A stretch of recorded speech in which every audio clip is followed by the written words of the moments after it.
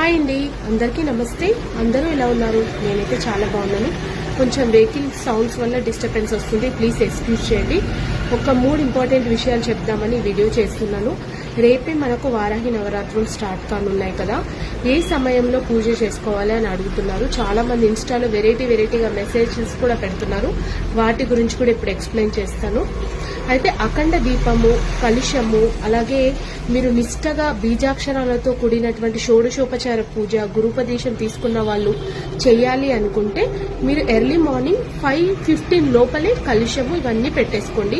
లేదు నాలాగా సింపుల్ గా అమ్మను ఒక పీట వేసుకొని ఒక ఫోటో పెట్టుకొని నార్మల్ గా 2 దీపాలు, వీలైనంత నైవేద్యం అంటే పానకము, వడపప్పు, లేదా పానకము, వడపప్పు, ఇంకా చెప్పాలి అంటే దానిమ్మ గింజలు, బెల్లంతో చేసిన ఏ ప్రసాదమైనా అమ్మకు ప్రతిరోజు నివేదన చేయొచ్చు.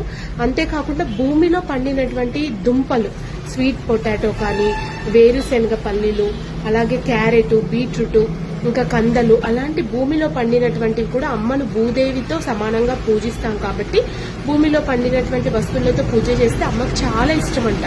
అందులోనూ మట్టితో చేసిన ప్రమిదలు, మట్టి కుండల్లో పానకము, ఇలాంటివి ఎక్కువగా ప్రిఫర్ చేయండి. చాలా సింపుల్ గా మంచిగా చేసుకోవచ్చు. ఉదయం మీ పూజ 6 లోపల అయిపోవాలి.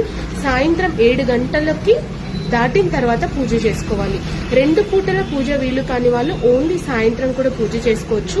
అసలు మేము పీట పెట్టాం, ఫోటో పెట్టాం, మా ఇంట్లో ఒప్పుకోరు, నా వల్ల కాదు అనుకునే వాళ్ళు చక్కగా ప్రతిరోజు సాయంత్రం 8 గంటలకి ఆకాశంలో నక్షత్రాలు వచ్చినప్పుడు ఆ నక్షత్రాల రూపంలోనే మనసులో వారాహి అమ్మను తలుచుకుని ఓం నమో వారాహి దేవ్యే నమో నమః అనేటటువంటి శ్లోకాన్ని 21 టైమ్స్ చెప్పి మీ మనసులో ఉన్న బాధను అమ్మకు చెప్పుకొని 21 టైమ్స్ అయిన తర్వాత అమ్మ నెక్స్ట్ టైం అయినా చేసుకునే అవకాశాన్ని కలిగివ్వండి అని ఉన్నంతలో అమ్మకు చెప్పుకొని మీరు మనస్ఫూర్తిగా ప్రశాంతంగా పూజ చేసుకోవచ్చు.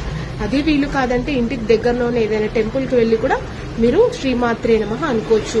ప్రతిరోజు లలితా సహస్రనామం చదువుకోవచ్చు. బీజాక్షరాల జోలికి మాత్రం తప్పకుండా వెళ్ళకండి. అంతేకాకుండా వీడియో చేయడానికి కారణం ఏంటంటే 9 రోజులు వారాహి నవరాత్రులు చేస్తే 9 రకాల దీపాలు పెట్టాడంట.